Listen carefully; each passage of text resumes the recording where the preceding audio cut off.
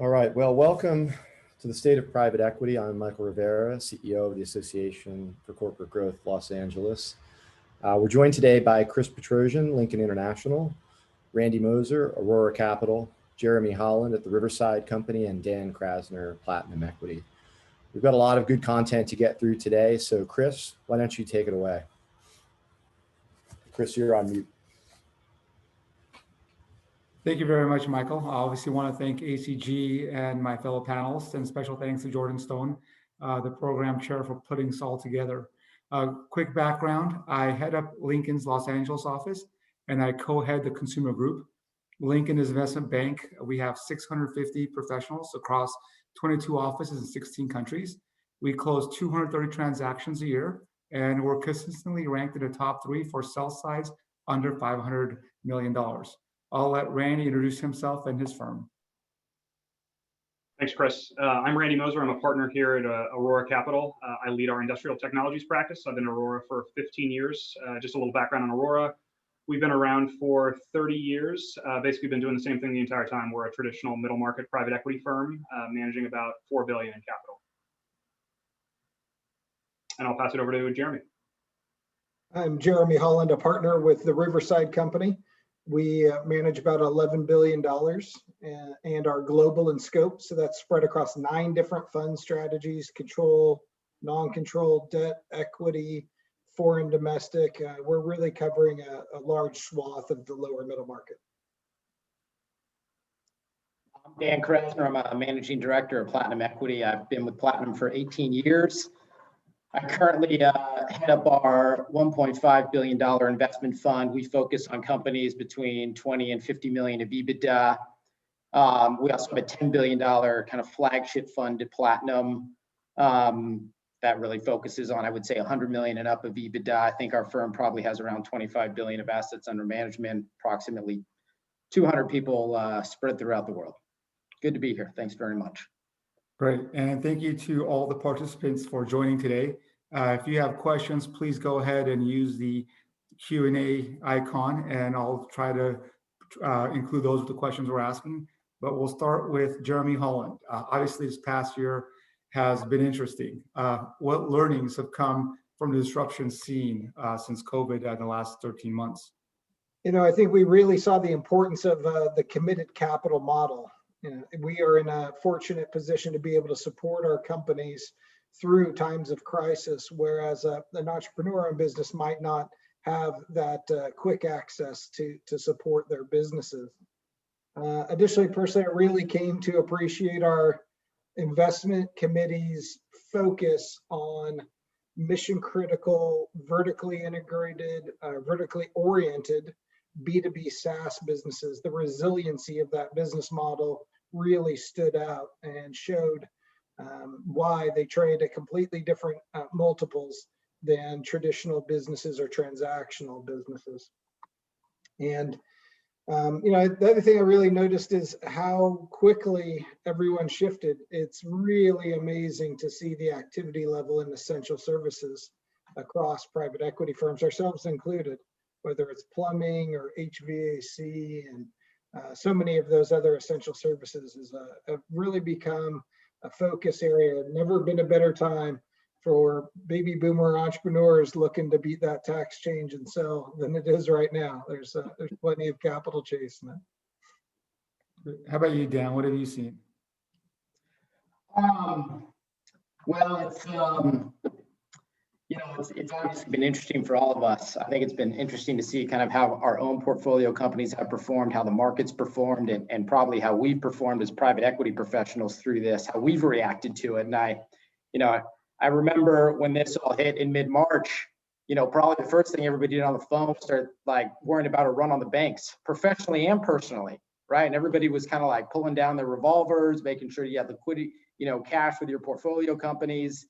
And that almost seems like a different world at this point, given how plentiful capital's become in the last 6 months. And I think it's was fascinating to observe. I think of course there was a lot of fear in that second quarter period.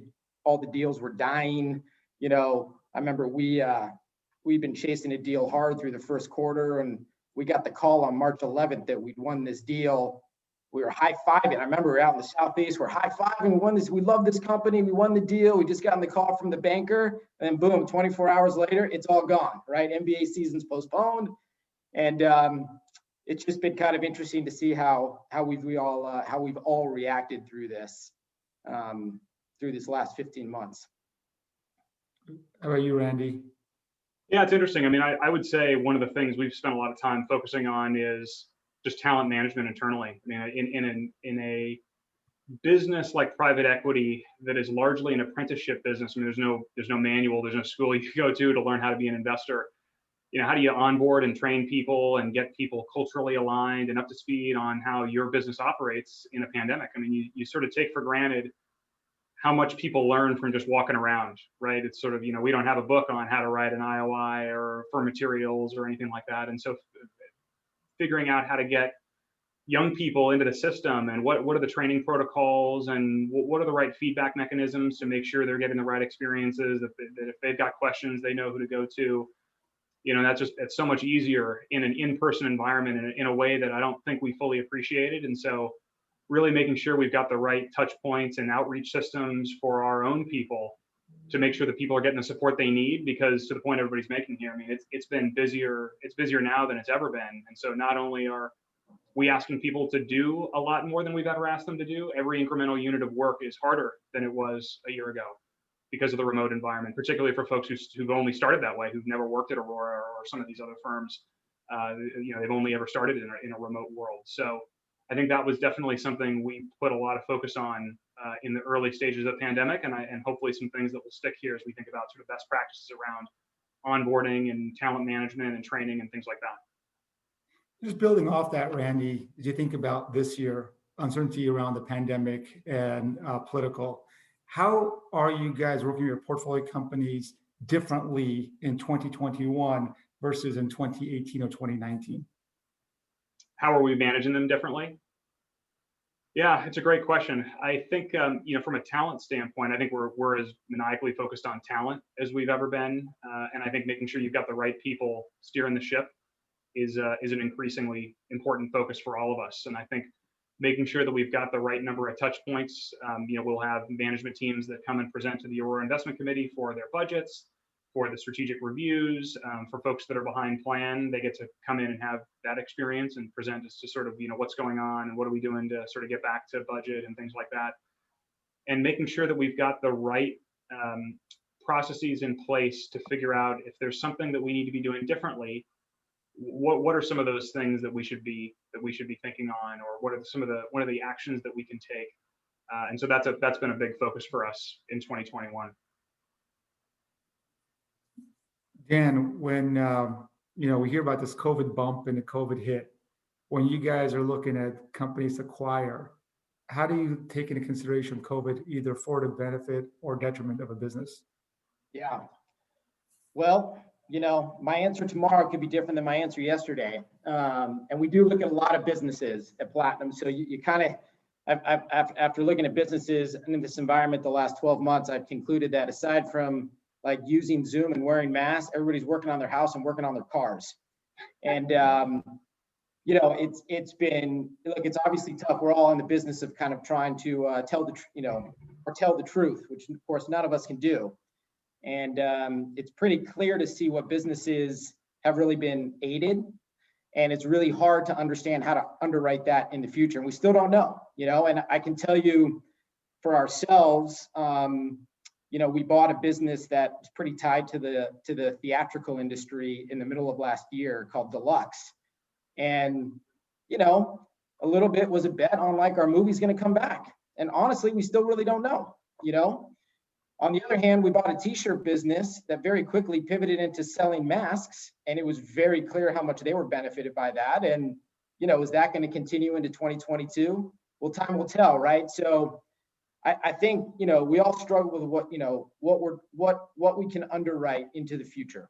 And I'm not sure if the market's fully settled out on that, frankly, in terms of, what's become a habit that's going to stick, what's kind of going to go away.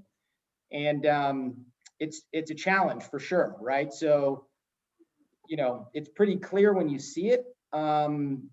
It's pretty hard to understand whether it's going to last. That hit or that bump, frankly. I guess we'll all find out 9 months from now. Either Randy or Jeremy, just building off that, how much of it is driven by your own investment committee when it comes to the bump or hit, or by the lenders and what they're willing to give you credit for?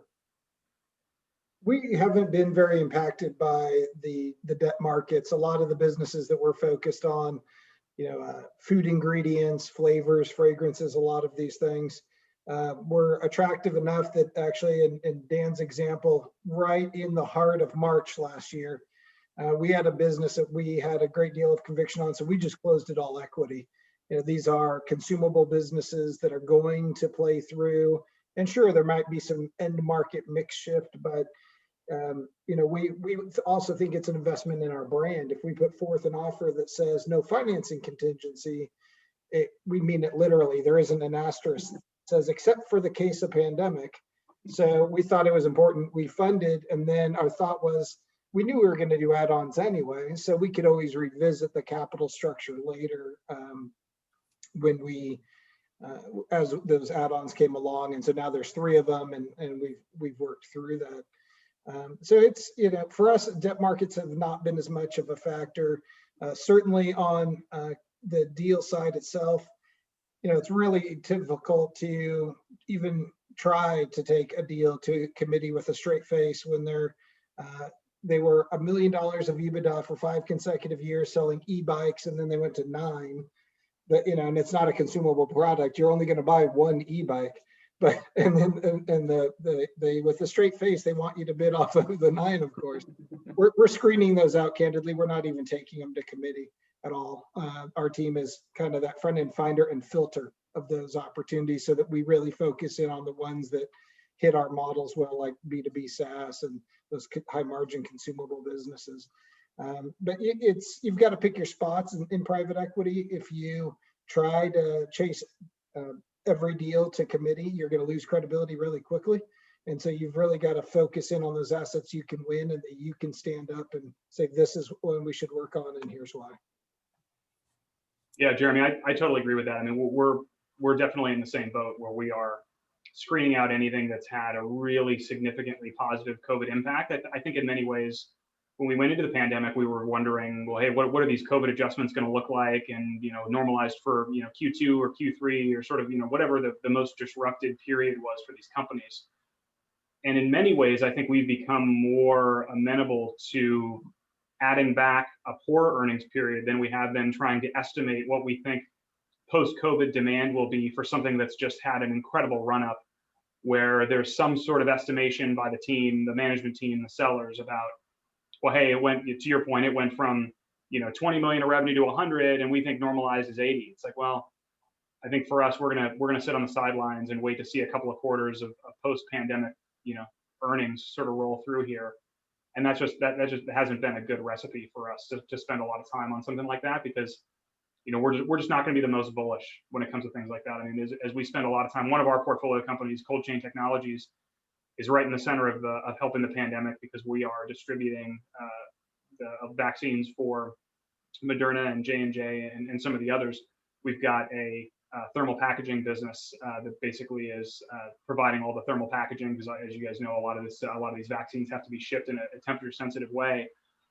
And we're spending a lot of time on, well, what's the post-COVID demand going to look like, and are there going to be boosters and all that, and we sort of sit around and say, well, gosh, even if you tried to sell the business right now, like, what would you tell somebody that the earnings of this business would look like? And I think we feel like we're reasonably fortunate to only be 18 months in, where there's not that pressure to have to monetize over the next year or two, so we can wait and see and say, okay, in retrospect, with the benefit of hindsight, this is what we think the benefit was. Here's what we think the durable earnings of the business are. If there's some durable benefit, we feel like we'll have a little bit of that in our rearview mirror with some credibility to show, with have some steel in your voice as you describe that to people. But yeah, these businesses that have just sort of run up and you're expected to pay off of sort of landmark earnings, that's been a bad fit for us. There's a phrase you hear frequently that someone's going to make a lot of money on this, but it's not going to be us. Yeah. I don't know. Hey, Randy, I think Chris may pitch you right after this phone call for that business with the sell side on it. So, yeah. So, Jeremy, I think I read somewhere there's $1.5 trillion of dry powder on the private equity side. And if we assume on average, private equity puts in 35 to 50% of equity into a deal, that means there's about $3 to $4.5 trillion of acquisitions that private equity has to do over the next 5 years on average. How do you compete against other players? I mean, your dollars are just as green as Aurora's and Platinum. So how do you differentiate yourself? And we're trying to do a better job of really explaining how our scale is rather unique at the small end of the market. Our CEO says we're global resources brought down to the local entrepreneur. And we're trying to use case studies to very specifically illustrate how we are frequently expanding the total addressable market, as an example, through doing add-ons overseas. And we bought a company in Australia. We did an add-on in Utah. by the time we're done with it, it will look like a very different business. We had a franchisor have an investment in a franchisor of home services and did multiple add-ons in Europe, radically expanding their total addressable market. Those kind of transformational growth stories. We're trying to get very specific. Instead of just saying we're value-added investors, we're walking them through how our Hong Kong sourcing office helps the entrepreneur locate, vet, and set up new manufacturing partners and smooth out their logistics. And, you know, it kind of, the list goes on and on. I won't bore you with all of them, but the dozens of ways that very, very specifically helping the entrepreneur not just build a bigger business, but a better business. Got it. And Randy, you know, given the competitiveness there and deals, it's a great time to be a sell-side banker right now. They're priced at perfection. How are you guys responding to that? Well, that's a great question. I mean, I think we're sticking to our knitting first and foremost in terms of, you know, Aurora's strategy has always been, let's find the best stuff we can and pay a market clearing price.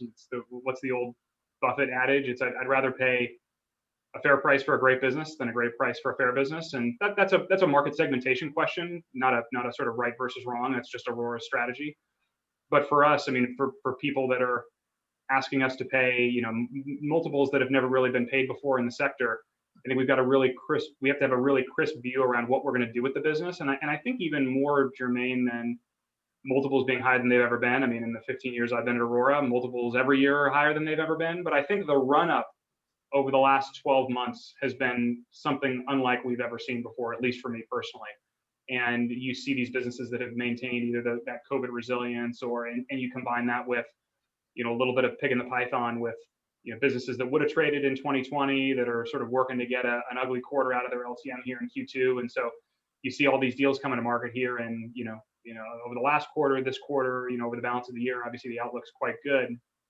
But we're spending a lot of time figuring out how to focus on the narrow few things where we feel like we really have an opportunity to add value, get there early, develop a differentiated thesis, because it's something, frankly, we've done before. If it's a business model we know, it's an industry we know, we've got executives that have experience.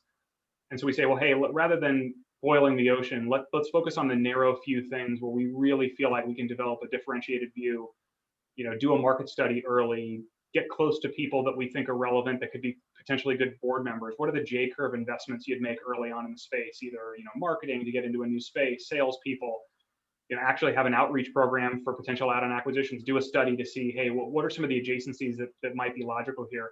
You know, one of the things we've always done for any new deal we've done, and we've done this probably for the last 20 years, is whenever we buy a business, we always do a post-mortem with the bank that sells it. And we say, okay, well, tell us, you know, for all the people that passed, what did they say? Oh, I didn't love the team, or the TAM was too small, or the add-on story wasn't clear, or you had this big customer and we didn't like the contract. And so we basically say, hey, look, it is our responsibility to go and close as many of these open switches as we can. And we're just having to pull more of that into our base case. I mean, I think we've always had that as, you know, some amount of upside where it's, hey, if the business just keeps doing what we're doing, you know, we're going to be fine. And we've got some upside here. And we're having to pull more of that into our base case. But fortunately, it's leveraging the things we've often done and probably just, you know, accelerating that to some degree. Randy, do you ever ask the sell-side banker how much more you paid than the guy that came and said it quick? I'm too afraid to ask that one, Dan. That's a little too close to home. That's the one question I wouldn't want to know. Answer I wouldn't want to know. Maybe at the closing dinner when we sell it, I'll ask that question. Exactly. Yeah. I'll tell you, as a sell-side banker, Lincoln, last year we had a record, and we have a record pipeline this year. 9 of my last 10 deals did not go to the highest bidder. It went to the person who provided certainty of close.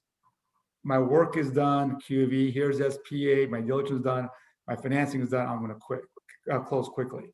So my next question, I'll start with Dan, is our world is evolving, right? 10 years ago, people weren't doing sell-side QVs, and now everyone is doing it before they go to market. The unitranche came up big. A couple of years ago, reps and warranty insurance, now purchased by the buyer. Right? Today, this last year, videos of facilities, videos of Zooms, right? And so, you know, market studies are expected, right? As you think about, and I ask each of you to put your, crystal ball, what do you think will be the new trend going forward? Just like the last kind of 5 or 6 I just named that, changed our industry to help differentiate in a process.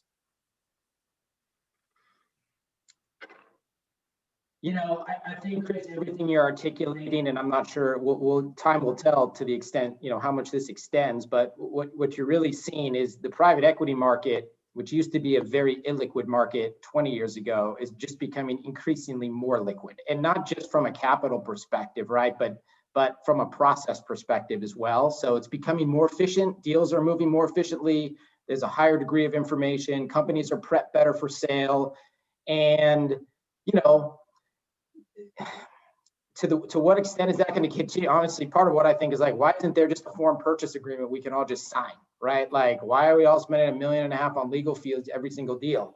When with rep and warranty insurance is not a whole lot of value add in the agreement other than a working capital target and a price, right? So like it can become more efficient. And I think that will probably happen, right? And I think the real question is, what's that going to mean for returns, right? Because every private equity firm is trying to take advantage of inefficiency in the market. And, the great thing for private equity is, I think as an asset class, we were the winner coming out of the GFC. Hedge funds were kind of the losers. That's why we've seen all this money come over to the private equity side in the last 10 years. And it's creating a more efficient market. And it obviously becomes more, as these guys, as Jeremy and Randy, will definitely attest to, it's ever more difficult today to get outsized returns than it was 10 years ago. You have to work that much harder, right? That much quicker with that much more conviction. And you have to do more things right along the way. It's not just, I used to say that, we made all of our money at Platinum buying things right 15 years ago. Well, now it's not the case anymore. Now we have to make it running these companies well. Then you have to make them selling them well. And everything kind of has to go right to get an outsized return. And I think the efficiency, which is just going to continue, right, given how much growth there's been in the private equity market, I think that's just going to advance. Now, how far it advances, time will tell. But it's not going to get any easier out there. As we all know, our lawyer friends on the line probably won't like the purchase sale agreement idea, but I think it's a great idea. Jeremy, what do you think is going to be the next trend that comes up, or should be one that we should see more of?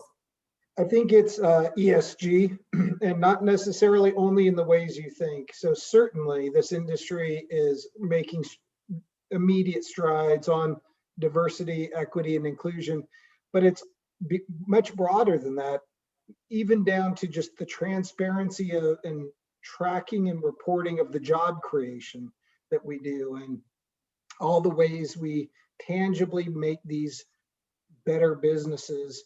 And this industry was too private for too long. Obviously, the name private equity means the nature of the transaction is not available to the public shareholders, but at the same time, it fits that we were too private about what we do. And now on Capitol Hill, they somehow lump us in with hedge funds, when what we should have done was been very vocal from day one on what we do and how much we're akin to venture capital firms, only with fewer losses. These are just much more mature businesses, but we are making our money by growing, making better businesses for all stakeholders involved. And I'm proud of what we do, but we haven't been transparent enough and vocal enough. And so that's our own fault. We're trying, we're working on it. But I think it's really going to be critical for our industry to stand up for ourselves. And if somebody is misinformed or for political purposes tries to take a run at it, that we don't stay silent anymore and we bring out the facts. We pull back the curtain and walk our own senators and congressmen specifically through these cases and bring our portfolio company CEOs to see their representative on Capitol Hill and say, when the family owned us, we couldn't buy new equipment. We only had 60 voters in your district. Today, here's the Taj Mahal facility we have 600 voters in your district. And that was powered by private equity. So I could get on my soapbox beyond that, but I'll stop there. How about you, Randy? What do you think is the next trend, or what would you like to see happening more? Oh gosh, next trend. Something we've definitely seen more of, but I think will increase is just, I guess you'd call it sort of access trading between sponsors. I think there's so much competition out there for deals. And I think people are spending an increasing amount of time with other sponsors where they perceive there to be a number of assets in their portfolio that would be a good fit with them, and sort of vice versa, right? If it's, if it's good one way, it tends to be good the other way, sort of size notwithstanding. You got to figure out that piece. But I think an opportunity to say, hey, there's some stuff we like in your portfolio, there's some stuff you like in our portfolio. Let's spend a little time getting a little bit of access to each other's teams, building that thesis. And of course, in today's environment, you're not getting anything for a song or less than anything than the market clearing price. But having an opportunity to build some of those PE relationships that I think definitely 10 years ago there was a lot less of that, where it was like, hey, look, we got relationships with bankers, we got our favorite consultant, that's sort of all you need. And I think we're spending a lot more time relationship building with the selling sponsor. And if we've got LPs in common, making sure we're making the connection there, and doing everything we can to sort of find a way to differentiate ourselves on that basis, and use that as a way as a little bit of a pry bar to build a thesis, spend a little time early before something gets really competitive in a full-blown process. Yeah, that's a great point. In fact, Randy and I, in advance of this, we had a one-on-one call just to get to know each other better, because our firms have had so many similarities in the past, and admired each other's work. And our structured equity fund, the majority of their current fund are investments alongside, that we've been brought in by other sponsors. And it's totally different world. 25 years ago, whenever I started doing this, the first thing they said on the first day was, you never buy a company from another private equity fund. That's gone. Those days are long gone. Now we just realize these are great assets, and you've got to buy great assets without regard to who owned it before. Makes sense. Danny, you talked about the new fund that you and Nick are running, and you had the flagship fund. Yesterday, KKR announced that they're going to raise $100 billion over the next year across different strategies. When you hear something like that, and you guys are talking to your LPs, and we're now 13 years into a bull run, which people think we have another year or so left with all the easy money out there, what are LPs telling you? How do you still go all out at record prices, COVID, everything else, change your strategy? If there's $100 billion that KKR could raise, that's just one firm. You guys obviously have 10 plus billion, and so do the other. I think Jeremy said over 25 billion. What's your conversations with LPs today? Well, to be honest, Chris, listen, I actually don't have a lot of direct interaction with our LPs, and I'll stay away from any of our fundraising initiatives lest I get scolded. But look, I know as a firm, look, our belief is you never know what's around the corner, right? We've all been waiting for the next recession for the past 4 years, and maybe we just had it, maybe we're about to have it. No one knows. And listen, we like to say we're kind of a firm built for all seasons, and I think we are in terms of our capabilities. And we got a pretty deep ops crew, which either help make our companies better, or frankly, get us out of bad situations, or help get us out of bad situations. So the reality is, you never know what's around the corner. None of us do, and you just have to try to be as prepared as you can based on the company you buy for the rain and the sunshine. And that's how we approach it. None of us are smart enough to know what that looks like. And I hope that our LPs kind of believe in us and our capabilities, and will keep investing in us. And we got to continue to generate returns for them. And Jeremy, you guys have a lot of different funds also, and I know when I've emailed you a teaser, you said, "Let me see where it fits." How do you coordinate all the growth fund, the middle market fund, the large cap fund, and the different options you have available to you? Yeah, it selfishly, it's great. It makes me look better than I am, because I've got so many different buckets to drop them into. It's great. They all have their own focus and their own area to play in, and it kind of ties into that earlier question that we've got so many different parts of the market that we can play in and create value.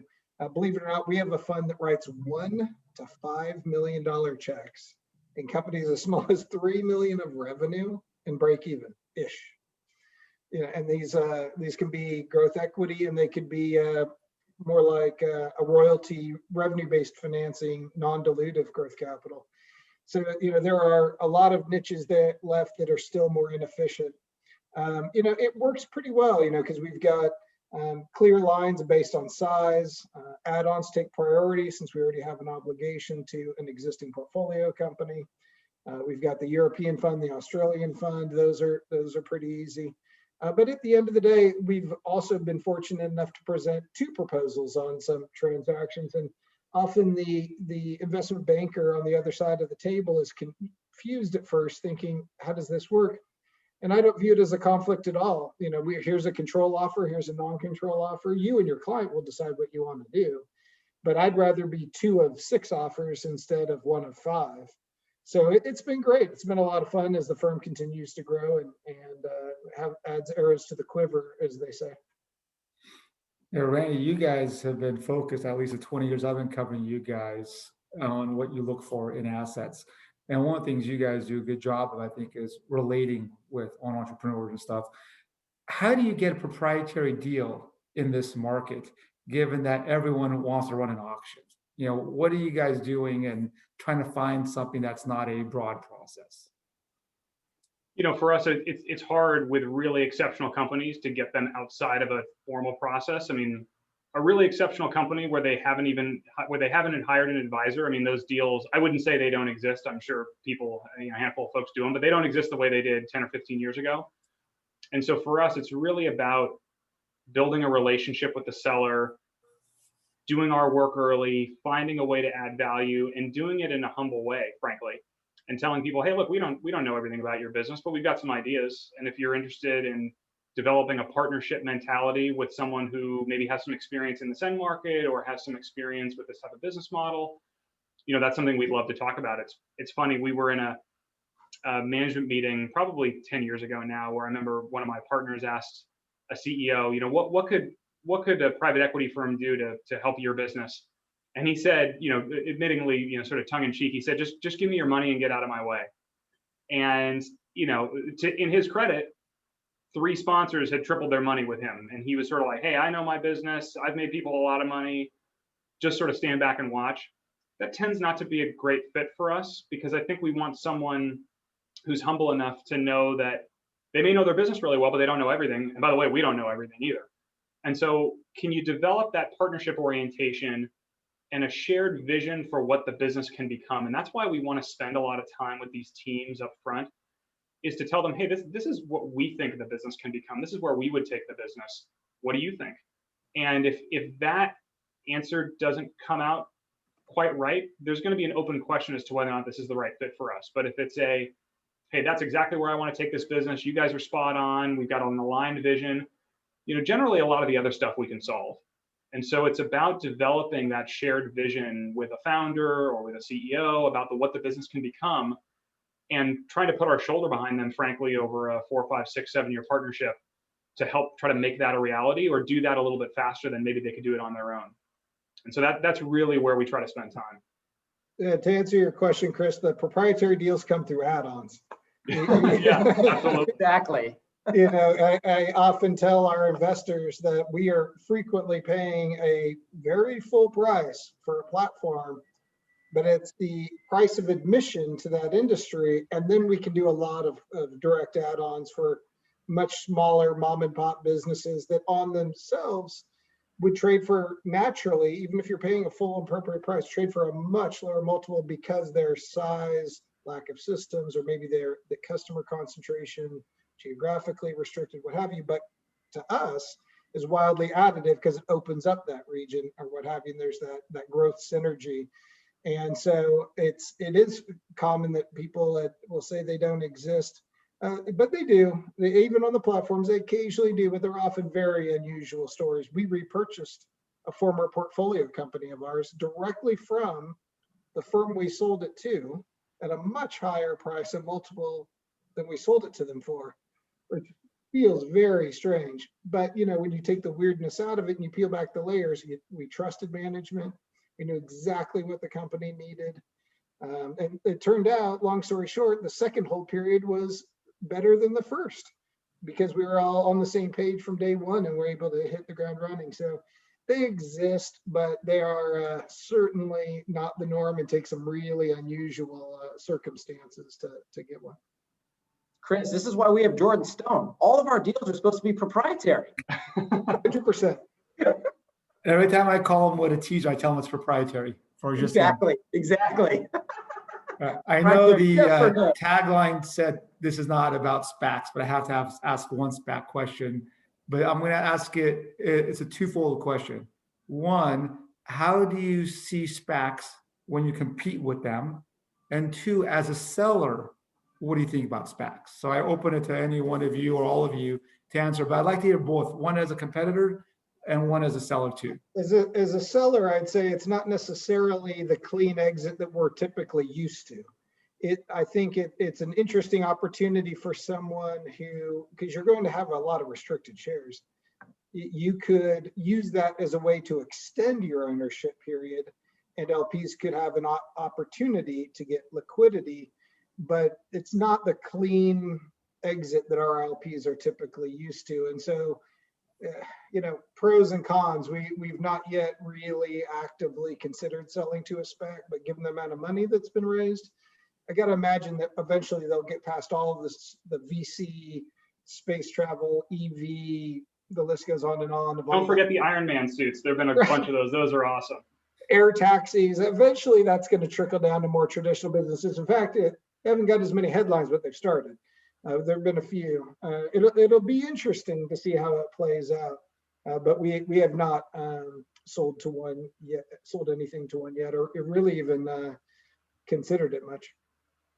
Yeah, Chris, I mean, I'd say fortunate. I do feel fortunate that the fund I oversee, we're working on companies that just aren't big enough to be competing with SPACs. And I'm thankful of that. I actually feel bad for the guys in the $10 billion fund because I'd hate to compete in that dynamic. I think on the sell side, we've had 3 companies as a firm that have exited via SPAC. Sorry for the lawnmower in the background, if you guys can hear that.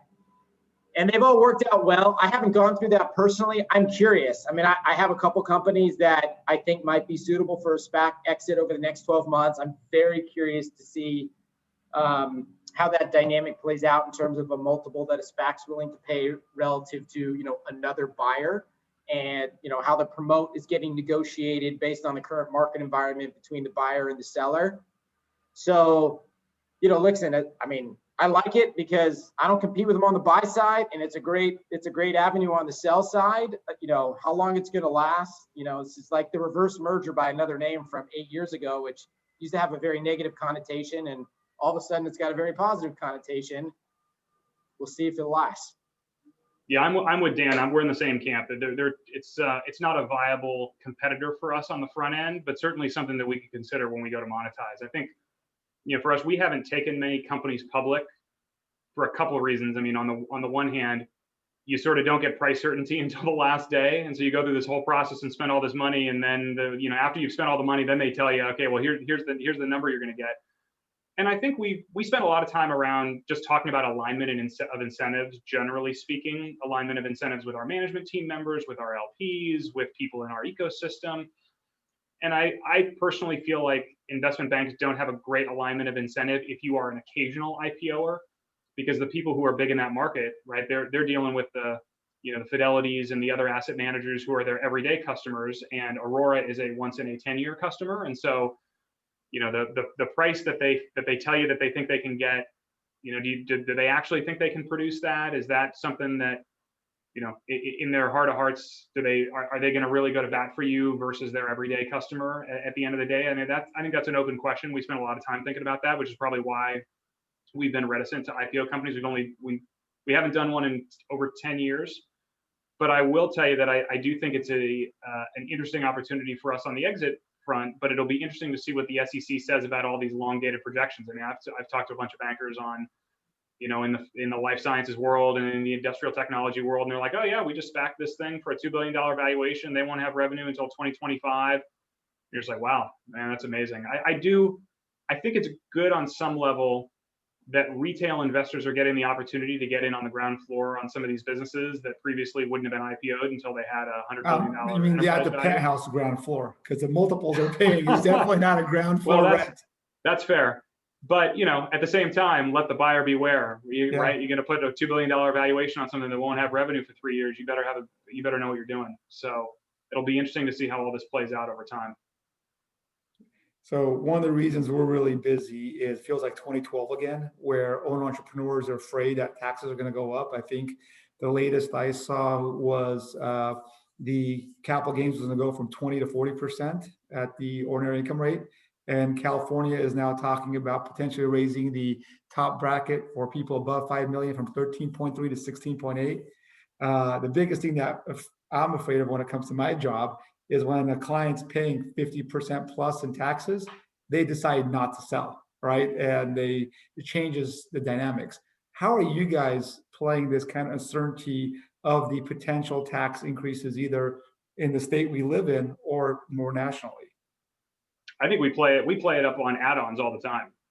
I think for the sort of smaller executives or the smaller companies, that's a bigger question for them because the payday is a lot smaller. And so if you told somebody who was, selling a 20 or $25 million EBITDA business that they were going to have to pay more in taxes next year, the question of whether or not they got, 75 or $50 million in their pocket, obviously it's a big number, but it doesn't really change their life all that much, their sort of post-transaction life. On the add-on front, if you're telling somebody, hey, you may get 5 million, but if you wait, maybe you only get 3.5, that's a much different set of equations for those guys to figure out. So it's a drum we beat on with the add-ons, and I think one that and we do it honestly. I mean, we tell people, hey, look, there's uncertainty in the world, and if that's meaningful to you, we're happy to consider a transaction. And as it relates to what we think about for the future, that's certainly something that as we progress through the year, we're expecting that to be increasingly meaningful as there's sort of increased talk about it in the Senate. We found the entrepreneurs are pretty well attuned to it already. There's been so much media coverage and they're getting it from all their advisors around them. It's different than years ago where the entrepreneurs didn't seem to be too up to speed on M&A. It seems to me that increasingly the entrepreneurs are very finely attuned that they would basically be working for free for the federal government for X period of time just to break even. And, the baby boomers own a huge percentage of these traditional industrial businesses, and they are feeling their age. They're seeing the tax bracket already. They're worried about the health of their friends or whatever, and they're ready to run. So I really expect the next 12 to 24 months to just be gangbusters with people trying to get liquidity. Chris, I think the interesting question in this, which no one seems to talk about quite as much, is, why aren't all the private equity folks putting their companies up for sale? Like, we're all subject to the same taxes, and maybe our basis isn't as low as someone who founded their business 30 years ago, but it affects everyone. And I think about it all the time on the buy side and what the seller's motive is, in terms of their desire to sell for tax reasons. But I mean, we don't seem to think of it. The odd thing is we don't quite seem to think about it so much, from our own sell side. And we should, because it's going to affect us in the same manner. So I think to me, it'll be curious to see how private equity firms are going to kind of behave, knowing this may be coming down the line, in this year, next year. Yeah, well, certainly a significant percentage of our LPs don't pay taxes. Yeah. State pensions, union pensions, university endowments, the list goes on. And that's the thing that I think a lot of people don't understand about private equity. We all assume they know that where this money comes from. But certainly for the individuals working in the firms, there's no doubt that their tax rates appear headed for a change. But our LPs are not clamoring for it as much when they don't pay taxes anyway. Yeah, no, that's a good point. Depending on the LP base, for sure. Randy, were you going to say something? No, I was going to say what Jeremy was saying. Yeah. So as you look at the next kind of 12 months, we talked a lot about the buy side. And I think, Dan, you hit a little about thinking about your portfolio.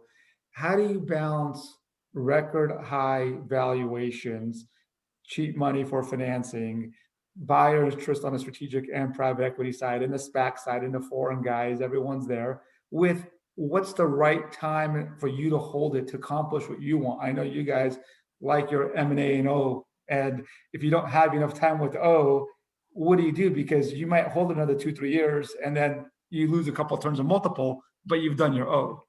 Sure. You know, listen, I'm sure we all get this question, right? When we're pitching ourselves, it's like, what's your typical hold period? And my answer is always the same, which is we're always going to hold an asset long enough to play out whatever thesis we have going in. Sometimes that thesis can play out in 6 months. Sometimes it takes 5 years, but you're going to give yourself enough time to do what you think you can do with the asset, whether it's on the operational side, whether it's on the add-on side, whether it's both. And look, after that, it's just opportunistic, right? It depends who comes along as a good buyer, who's another good owner of that asset. And the reality is, for the most part, you're going to kind of do what you can do with an asset in a 2 to 3 year period of time, in my experience. And you're going to give yourself that period of time to do it, and then you just see what happens from there. That's kind of how I think about that, without thinking about necessarily, where is the economy going to go? Where, what's the SPAC buyer universe going to look like 24 months from now? It's just too hard to predict that. So if you're doing the right thing by the business, by the asset, eventually you're going to have a good exit. And if you have to take it through a cycle, but it's, you put the business in a good position, like, who cares? That'll be fine. Like, record high valuations, I guarantee 5 years from now, we will all say, oh, record high valuations, right? And we'll think what was going on today was not record high valuations, just like we think about that today relative to 2007, So it's always going to be, my sense is it's always basically going to be a fairly frothy market out there. And trying to time that is too difficult, So you just kind of do the right thing by the business, and eventually you probably have a good outcome if you're doing right by the investment. Yeah, I totally agree with that, Dan. I think that's the way we tend to look at things, which is what's right for the business. And for us, buy and build with M&A tends to be so critical to our thesis most of the times that typically it's when we sort of run out of money for M&A, where we say, hey, look, the business has gotten to a point where larger deals are going to require a lot more equity. We've sort of gotten to the point where we've kind of put in all the equity from this fund that we can. And yeah, we could go to the outside and sort of raise more money and kind of cobble it together because we think it's a great business. But at the same time, the business is owed someone new with a bigger pool of capital who can go out and really open up the world for these guys. And so as soon as we start feeling like we're constraining the team or constraining the business, that is, for us, is probably the biggest determining factor of when we're going to consider an exit. Obviously, there's all sorts of other things that play into it in terms of, retirement of an executive, or, what do you fundraising considerations and things like that. But certainly, I think doing what's right for the business, I think that's an important hat to have on. Jeremy? Yeah, ours is a little different because we start so small that we've prepared our LPs that we go into most of our investments with the thought that it will be a 7-year hold rather than a 2 or 3. In fact, the historical average has been over 5 years, including the surprises. We had one company where a public company came in and put forth an offer that was so large. When management looked at the value of their options and their own projections, it was only 2.5 or 3 years in, which for us is very short. But management's decision was, this is what we hope to get in year 7.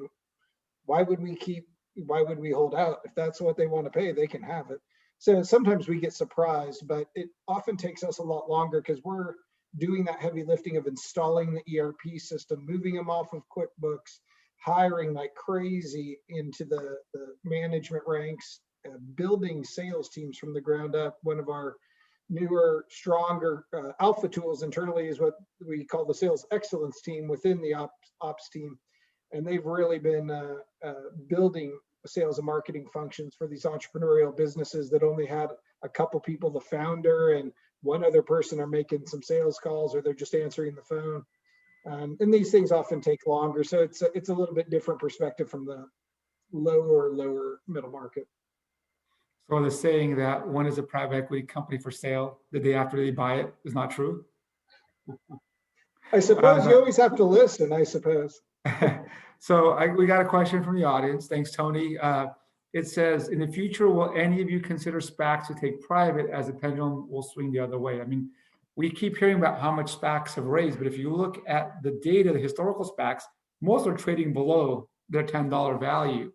Do you think, there's this kind of take private market coming in a few years when some of these SPACs don't perform? I do personally. I mean, why not, right? If it turns out that, for whatever reason, the public market sours on the company and there's still some good technology there, or it's a good business, like, I don't see why someone wouldn't take one of those private, frankly. I mean, as we all know, there's only some companies that are suitable for the public markets. I think a lot of these that have gone, some of these, like, we're going to start generating revenue in 2030. That's like great until, it's pretty clear that's not going to happen. Only some of these companies are suitable for the public markets. Doesn't mean they're bad businesses. They just may not be suitable for the public markets. And it's hard to believe that that won't happen sometime over the next 5 years, in my view.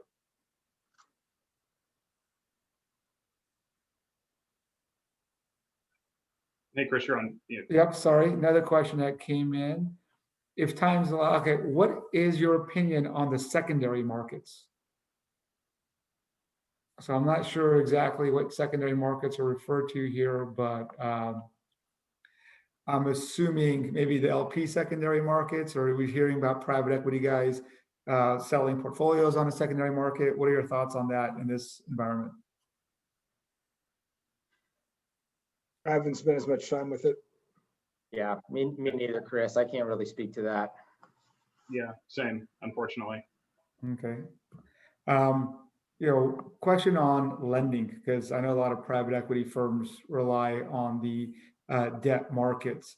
As you look at the private debt market, very different than the last downturn where the commercial banks got in trouble. This time, if the commercial banks get in trouble again or whatever happens, there's a lot of private debt available. How much of that do you think continues as people are looking for yield and play in your world? Dan? I mean, listen, I do not see that market going away. And look, I'm not a banking expert, so I can't profess to say, what's going to happen with, capital requirements at commercial banks and the like. But, just observing it in the marketplace, we get all of our debt from private debt funds. So, or basically all of it. And, the commercial banks simply aren't competitive. And I just, given, what the competitive environment is and that we all compete against one another to buy these assets, you need, everyone's using the financing to make the numbers work effectively. And I just don't see that private debt market shrinking. Even if interest rates start to go up, does that mean commercial banks are going to start to become more competitive? I think they're so far away from being competitive in terms of the leverage levels that the commercial banks are willing to do. I just don't really see them being competitive going forward, that I can tell. Yeah, put aside the capital requirements, which I think is a really relevant point, Dan. I think that one of the things that we really enjoy about working with these private lenders is you can actually talk to a decision maker.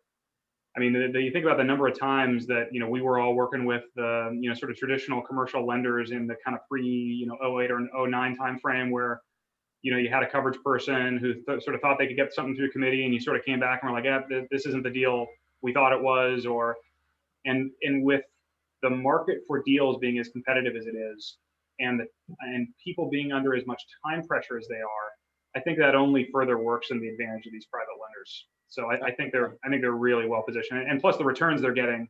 I mean, they're getting sort of equity. When they lever up, when they lever their returns, they're getting equity-like returns for debt-like risk. I almost don't even like thinking about it because they're. Either do I. Drives me crazy on every deal. I'm in violent agreement with you. It's hard to imagine a world in which they're not increasingly taking share here. Yeah. I mean, the other thing that's nice is, they have committed capital, and I know we only like working with a financing partner that, again, you never know what's around the corner, and you need a financing partner that's willing to work with you through the good times and the bad. And you don't want a financing partner that's going to freeze up or get some call from headquarters that says, pull in your capital, pull in your loans, when times get bad. And I think that's another advantage that these private debt funds, that they offer. But 100%. they are more expensive.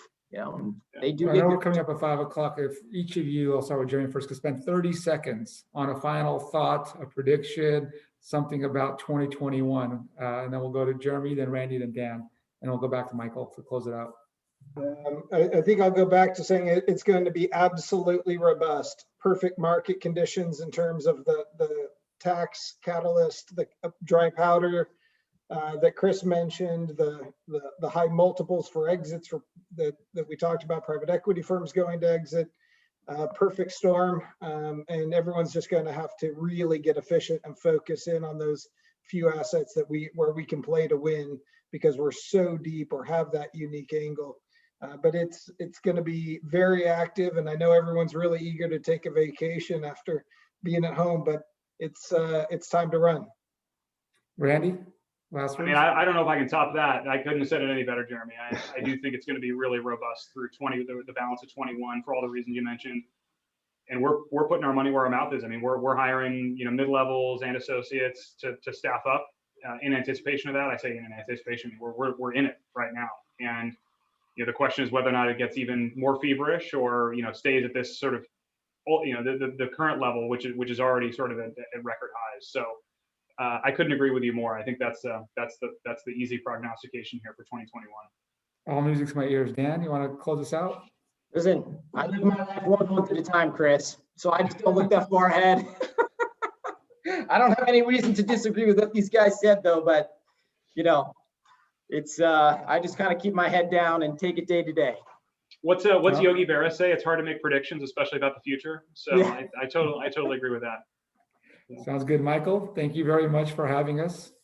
Well, of course, Chris, terrific job moderating the conversation today. Really, really interesting. I think as you all have said, we're in interesting times, right? There's another adage I think we could throw out there. So Jeremy, Dan, Randy, thanks for your insights. Really valuable. I would ask those who are out there, do keep in mind Thursday, April 29th at the same time, 4 to 5 p.m. We're going to have our aerospace and defense panel. Check the ACGLA website. We've put some information in the chat box. You can click through there for the recording on this, the recording of this session and information for our upcoming sessions. So once again, gentlemen, thanks so much for the conversation today. And for those of you out there, thanks so much for watching. We hope to see you again soon. Bye-bye. Thank you, everybody. Thanks, everyone.